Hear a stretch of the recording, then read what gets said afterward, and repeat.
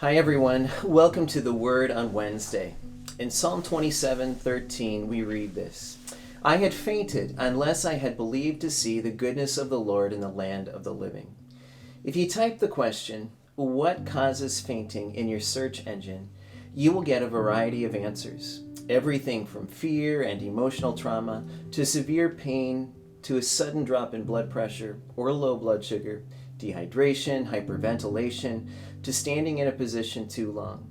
As a pastor, I have watched people faint in the middle of weddings, church services, and on more than one occasion, almost always, they have fainted because they hadn't eaten properly, the temperature was really warm, or they had been standing in one position for far too long. I have never fainted personally, however, there have been times when I have felt like I was going to faint. Usually, and almost always, a reaction to an emotionally traumatic event that produced high anxiety or fear in my life.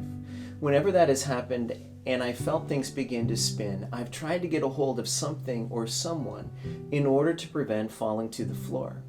Fear can be one such emotion that causes fainting. Fear can be very debilitating and paralyzing. Fear of the unknown, fear of sickness, disease, and death, fear of people, fear of losing your job, fear of being misunderstood, the fear of rejection, fear of being forgotten. Psalm 27, one of the best known and most comforting of the Psalms, provides an in-depth look at David's response to fear. In the first 6 verses, David praises God. He declared what he knew to be true about God. In verses 7 to 13, he expresses what he needs to the Lord in petition. And in verse 14, he committed himself to waiting. In this psalm, David faced fears, and he faced his fears with worship. He celebrated God's power and faithfulness. Just look at how verse 1 begins. He says, "The Lord is my light, my salvation, the stronghold of my life." To David, the Lord was a very personal and ever-present friend and helper, not some distant deity.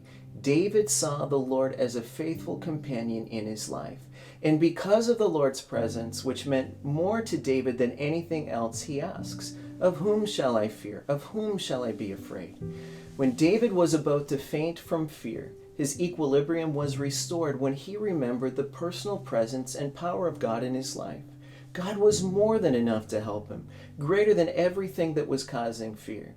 David said, "I had fainted unless I would have lost heart," he said, "if I hadn't believed that I would see the goodness of the Lord in the land of the living."